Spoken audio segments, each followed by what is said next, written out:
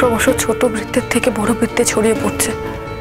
আর এই কথাগুলো যে আমাকে কতটা এম্বারেসের মধ্যে ফেলছে আমি কাউকে বলে বোঝাতে পারবো না। না, কিন্তু বিকল্পটা কি তাহলে? বিকল্প কিছু নেই আঙ্কেল, অন্তত আমার হাতে তো নেই। ও যখন প্রমিস করেছে এভাবে আমাকে টর্চার করে যাবে তখন করবে। আমি তোকে তাড়িয়েও দিতে পারছি না বাড়ি থেকে। বাড়িতে আমার এত ভালো ভালো মানুষ আছে যারা যারা কিছুতেই মানতে চাইছে না ব্যাপারটা। অনির্বাণ, তুমি আমায় বললে কথাটা না? দেখো, তুমি বলছো ঠিকই, কিন্তু এইভাবে কাউকে তাড়িয়ে দেওয়া যায় না। ও আবার থানা পুলিশ করবে, 4টে নাটক করবে, সেন্টিমেন্টের জন্য পাড়ার লোকেদের অনেক কথা বলবে। কি দরকার বলো তো? তাতে তাতে তোমার মন আরো খারাপ হবে, আরো হিউমিলেশনের মধ্যে পড়তে হবে তোমাকে। তার থেকে বরং এই ভালো, নির্ঝঞ্ঝাটে কোনো অশান্তি ছাড়াই ও আমাদের বাড়িতে থাকলো। দেখো, ও যা যা করছে সব তো আমাদের সামনেই করছে, আমাদের চোখের সামনে করছে। আমরা তো তোমাকে ভুল বুঝতে যাচ্ছি না অনির্বাণ, তাই বলছি তুমি প্লিজ এটা নিয়ে ভেবো না, এত রিয়াক্ট করো না। রিয়েক্ট করবো না? এটা নিয়ে রিয়েক্ট করবো না? কোনটা নিয়ে রিয়েক্ট করবো না? আমরা আমরা আমরা আমরা তো এখন সবে সংসার শুরু করেছি, সবে আমাদের বিয়ে হয়েছে। থার্ড পার্সন আমাদের মাঝখানে কি করছে? সকালবেলা উঠছি, ওখানে কফি খেতে যাচ্ছি, সেখানে বসে আছেন। কারোর সাথে কথা বলতে যাচ্ছি বাড়ির মধ্যে, তার মধ্যে মাথা গলিয়ে দিচ্ছে। আঙ্কেল আঙ্কেল, এটা সহ্য করা যায় না। হ্যাঁ, এটা কিন্তু সহ্য করা যায় না। কিন্তু আমার সমস্যাটা তোমরা বুঝতে পারছো না। আমি তোর পিতৃ তুল্য, সেখানে যদি ও আমাকে বলে যে কাকু আমি যাব, আমি তো না করতে পারি না, তাই না? বুঝেছি, এই প্রোগ্রামটা পুরো শেষ হয়ে গেল। কেন শেষ হয়ে যাবে? আমরা নিজেরা যদি ঠিক থাকি তাহলে কেন শেষ হবে? হ্যাঁ হ্যাঁ হ্যাঁ, এতদিন আমার রিয়াকশন হচ্ছিল, তোমার কোনো রিয়াকশন হচ্ছিল না। এই লাস্ট কয়েকদিন তুমি কি রিয়াক্ট করেছো তোমার কোনো আইডিয়া আছে? সেটা আমরা একমাত্র। শোনো, একটা ইম্পর্টেন্ট বিষয় আমরা কিন্তু ভালো করে সেলিব্রেট করতে পারছি না। এক মিনিট, এখানে আমার কিছু কথা বলার আছে। তোমরা এখন বিবাহিত নারী পুরুষ, বিবাহিত, সেই সেলিব্রেশন বন্ধ করবে কে? কার এত বড় ক্ষমতা আছে তোমাদের এই সেলিব্রেশনটাকে নষ্ট করে দেবে? তোমরা তো এখন আর শুধু প্রেমিক প্রেমিকা নও, বিবাহিত নারী পুরুষ। একটা কথা বোঝার চেষ্টা করো, তোমরা মনে করছো তো এটাই শেষ? বিয়ের সেলিব্রেশনে শেষ বলে কিছু হয় না বাবা। শেষের দিনটাও কিন্তু দারুণ রোমাঞ্চকর হতে পারে। এটা কখনো ভেবে দেখেছো? হ্যাঁ। আর আরো একটা কথা হচ্ছে, সেলিব্রেশনটা এখানে হয়, বাইরে সেলিব্রেশন হয় না। সুতরাং সেলিব্রেশন শেষ হয়ে যাবে না। এটা তোমাদের দুজনের ভেতরে যে সেলিব্রেশনটা চলছে সেটাই থাকবে। ঠিক বলেছেন আঙ্কেল, বরং আমারই বুঝতে ভুল হয়েছে। না না, ভুল কিচ্ছু না। তোমরা ছেলে মানুষ তো, হ্যাঁ একটা ইচ্ছে তো হয় সবাইকে নিয়ে সবার মাঝখানে দাঁড়িয়ে উৎসব করতে। এই ক্ষেত্রে কি করা যাবে? ওকে নিয়েই না হয় তোমরা আনন্দ করো।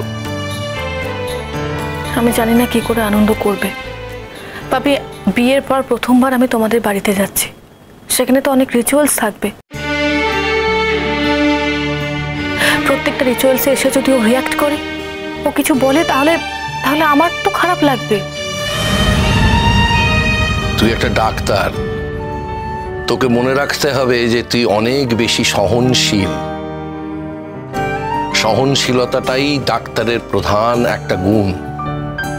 একটা অসুস্থ মেয়ে, আর ওর যে ধরনের অসুস্থতা, সেখান থেকে ও আরো অনেক কিছু করতে পারে।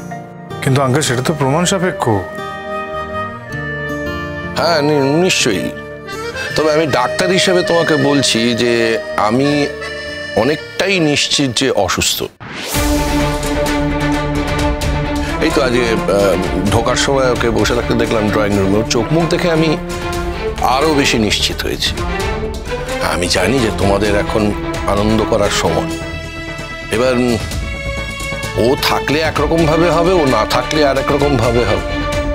ও যখন আছেই তখন না হয় ওর সামনে একটু অন্যরকম ভাবে আনন্দ করলে, মানে কিছু কিছু জিনিস আছে যেগুলোতে ও রিয়াক্ট করবে জানোই, সেগুলো না হয় করলে না। পাপি রিচুয়ালগুলো করতে গেলেই তো রিয়াক্ট করবে।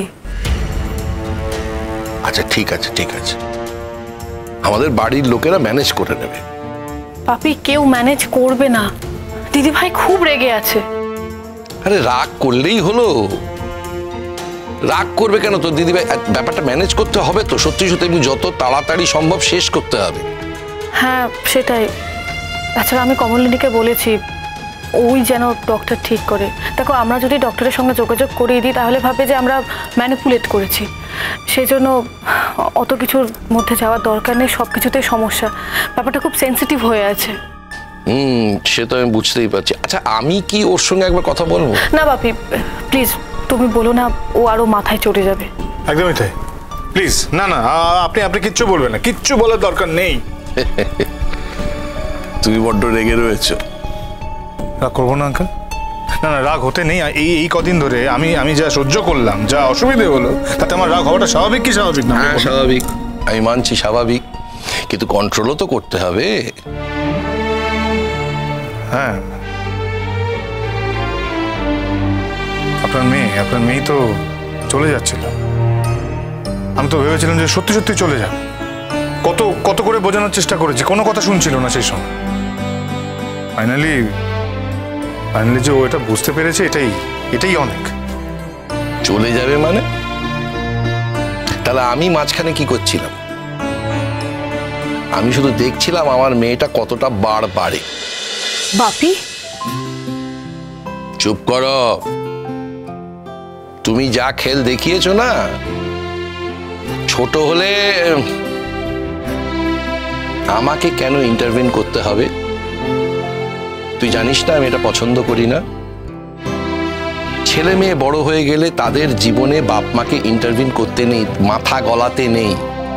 তারা তাদের জীবনের অভিজ্ঞতা এবং সুবুদ্ধি প্রয়োগ করে তারা নিজেদের জীবনটার সমস্যা নিজেরাই সমাধান করবে।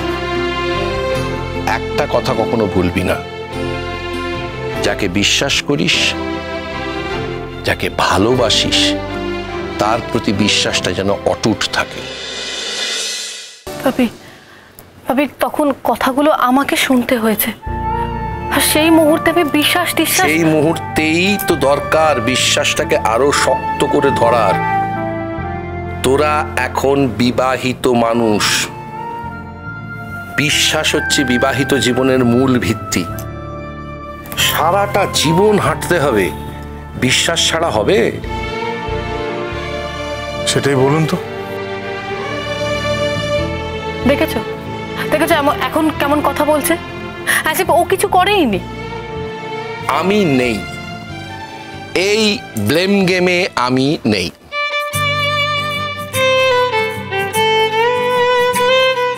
কে কি করেছে আর কে কি করেনি এসব আমি আর শুনতে রাজি নই। শোন, ওখানে দাদু ঠাম্মা তারা অপেক্ষা করে বসে আছেন, খুব টেনশনে আছেন যে কি হলো। সকালবেলা ফোন করে একটু নিশ্চিন্ত হয়েছে, তাই ওদের আর টেনশন রাখি তো।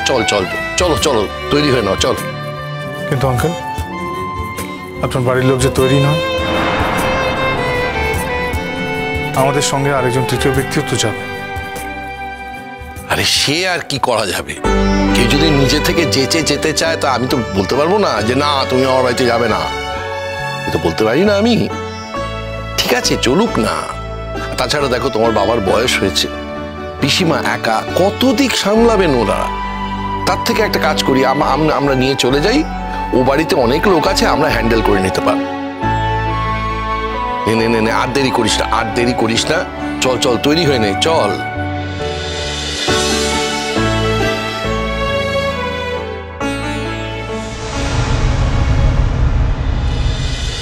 Para pa eka duka